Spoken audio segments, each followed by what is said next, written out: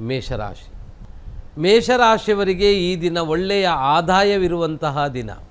ಬಹಳ ಬಂಧುಗಳೊಂದಿಗೆ ಸ್ನೇಹಿತರೊಂದಿಗೆ ಶುಭ ಕರ್ಮಾಂಗಗಳನ್ನು ಮಾಡುವಂತಹ ಯೋಗಗಳು ಚೆನ್ನಾಗಿ ಕಾಣಿಸ್ತಾ ಇದೆ. ಸೌಮ್ಯವಾದ ಭಾವನೆಯು ನಿಮ್ಮಲ್ಲಿದ್ದರೆ ಸಂತೋಷವು ತನ್ನಿಂತಾನಾಗಿ ನಿಮಗೆ ಪಡೆಯುವ ಯೋಗ ಇದೆ. ಆರ್ಥಿಕ ಸ್ಥಿತಿಯ ಪ್ರಗತಿ ಈ ದಿನ ಮಧ್ಯಮ. ಅನಿರೀಕ್ಷಿತವಾಗಿ ಹೊಸ ವ್ಯವಹಾರವನ್ನು ಪ್ರಾರಂಭ ಮಾಡುವ ಅವಕಾಶಗಳ ಚಿಂತನೆಗಳನ್ನು ತೆಗೆದುಕೊಳ್ಳುವ ಅವಕಾಶವಿದೆ. ದೂರ ಪ್ರಯಾಣ ಮಾಡುವ ಅವಕಾಶವೂ ಇದೆ. ಮೇಷರಾಶಿಯವರಿಗೆ ಬಹುತೇಕವಾಗಿ ಈ ದಿನ ಬಹಳ ಒಳ್ಳೆಯ ಅವಕಾಶಗಳು ಎದುರಾಗುವಂತಹ ದಿನ. ಸಮಯಕ್ಕೂ ಮತ್ತು ಪ್ರಯತ್ನಕ್ಕೂ ಹೆಚ್ಚಿನ ಆದ್ಯತೆಯನ್ನು ನೀಡಿದರೆ ಒಳ್ಳೆಯ ಫಲ ನಿಮ್ಮ ಪಾಲಿಗೆ ಉಂಟಾಗುತ್ತೆ. ವೃಷಭ ರಾಶಿ. ಈ ರಾಶಿಯವರಿಗೆ ಅವಿವಾಹಿತರಿಗೆ ವಿವಾಹ ನಿರ್ಧರಿಸಿಕೊಳ್ಳುವ ಅವಕಾಶ, ಯುವಕ ಯುವತಿಯರಿಗೆ ಪ್ರೇಮ ಪ್ರಕರಣದ ಸಮಸ್ಯೆಗಳೆದುರಾಗುವಂತಹ ಸಾಧ್ಯತೆ, ಕಾರಣವಿಲ್ಲದೆ ಆಪಾದನೆಗಳು ಎದುರಾಗುವಂತಹ ಲಕ್ಷಣವಿದ್ದರೂ ಸಾಧನೆಯಿಂದ ಇಷ್ಟಾರ್ಥವನ್ನು ಪಡೆದುಕೊಳ್ಳುವ ಯೋಗ ವೃಷಭ ರಾಶಿಯವರಿಗೆ ಇದೆ. ವ್ಯಾಪಾರಸ್ಥರಿಗೆ ಈ ದಿನ ಒಳ್ಳೆಯ ಆದಾಯವನ್ನು ಪಡೆದುಕೊಳ್ಳುವ ಯೋಗ ಚೆನ್ನಾಗಿದೆ. ಅಧಿಕಾರಿಗಳಿಗೆ ಮೇಲಾಧಿಕಾರಿಗಳ ಸಹಾಯ ದೊರಕುವಂತಹ, ಪ್ರಶಂಸೆ ದೊರಕುವಂತಹ ಅವಕಾಶಗಳು ಚೆನ್ನಾಗಿದೆ.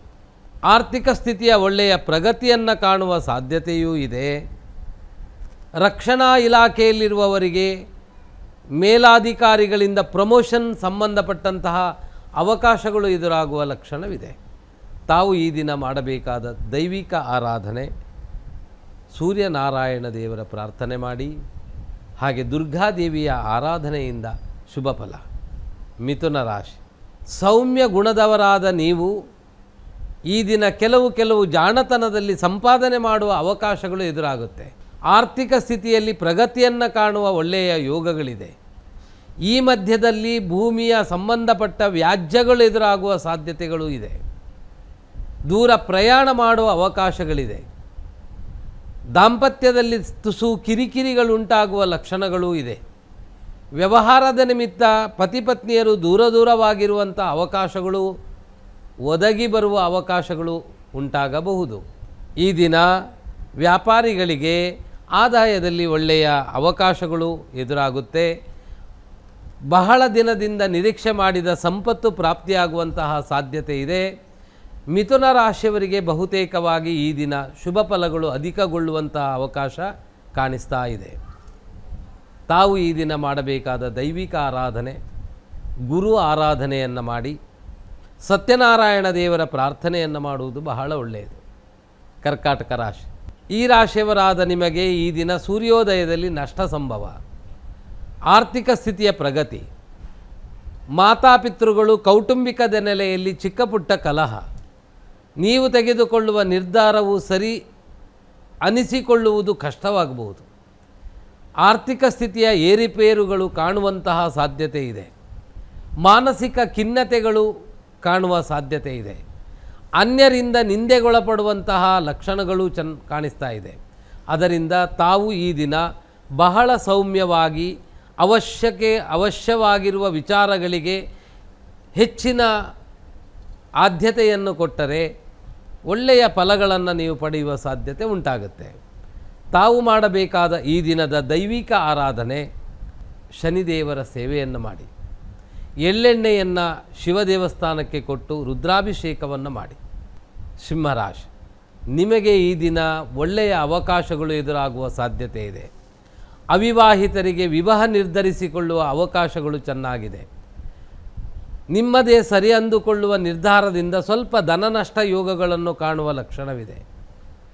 ಪರಸ್ಥಳ, ದೂರಸ್ಥಳ, ವಿದೇಶ ಸಂಚಾರ ಮಾಡುವ ಅವಕಾಶಗಳು ಕಾಣುವ ಲಕ್ಷಣವಿದೆ. ಬಹಳ ದಿನದಿಂದ ನಿರೀಕ್ಷೆ ಮಾಡಿದವರಿಗೆ ಉದ್ಯೋಗ ಪ್ರಾಪ್ತಿಯಾಗುವ ಸಾಧ್ಯತೆ ಇದೆ. ವ್ಯಾಪಾರಸ್ಥರಿಗೆ ಇಷ್ಟಾರ್ಥ ಪಡೆದುಕೊಳ್ಳುವಂತಹ ಒಳ್ಳೆಯ ಅವಕಾಶ, ಸಮಯಕ್ಕೆ ಹೆಚ್ಚಿನ ಮಹತ್ವವನ್ನು ಕೊಟ್ಟರೆ ಸಿಂಹರಾಶಿಯವರಿಗೆ ಈ ದಿನ ಒಳ್ಳೆಯ ಅಭಿವೃದ್ಧಿ ಯೋಗವನ್ನು ಪಡೆಯುವ ಸಾಧ್ಯತೆ ಇದೆ. ತಾವು ಈ ದಿನ ಮಾಡಬೇಕಾದ ದೈವಿಕ ಆರಾಧನೆ, ಮಹಾಗಣಪತಿಗೆ ಗರಿಕೆಯ ಅರ್ಚನೆಯನ್ನು, ಹಾಗೆ ಭಿಕ್ಷುಕರಿಗೆ ಯತ್ಕಿಂಚಿತ್ ದಾನ ಧರ್ಮಾದಿಗಳನ್ನು ಮಾಡುವುದು ಬಹಳ ಒಳ್ಳೆಯದು. ಕನ್ಯಾ ರಾಶಿ. ಈ ರಾಶಿಯವರಾದ ನಿಮಗೆ ಬ್ಯಾಂಕು, ಸೊಸೈಟಿ ಇತ್ಯಾದಿಗಳಿಂದ ಸಾಲ ಪ್ರಾಪ್ತಿಯಾಗುವಂತಹ, ಪಡೆದುಕೊಳ್ಳುವಂತಹ ಅವಕಾಶಗಳಿದೆ. ಮನೆ ನಿರ್ಮಾಣ ಮಾಡುವ ತವಕದ ಚಿಂತನೆಯಲ್ಲಿದ್ದೀರಿ. ವಾಹನ ಖರೀದಿ ಮಾಡುವಂತಹ ಚಿಂತನೆ ಮಾಡ್ತಾ ಇದ್ದೀರಿ. ಆರ್ಥಿಕ ಸ್ಥಿತಿಯ ಪ್ರಗತಿಯ ಒಳ್ಳೆಯ ಅನುಭವಗಳು ಕಾಣುವ ಲಕ್ಷಣವಿದೆ. ಆದರೆ ಪತಿಪತ್ನಿಯರಲ್ಲಿ ಕಿರಿಕಿರಿಗಳು ಎದುರಾಗುವಂತಹ ಲಕ್ಷಣವೂ ಇದೆ. ಅಧಿಕಾರಿಗಳಿಗೆ ಮೇಲಾಧಿಕಾರಿಗಳಿಂದ ಕಿರಿಕಿರಿ ಕಾಣುವಂತಹ ಸಾಧ್ಯತೆ ಇದೆ.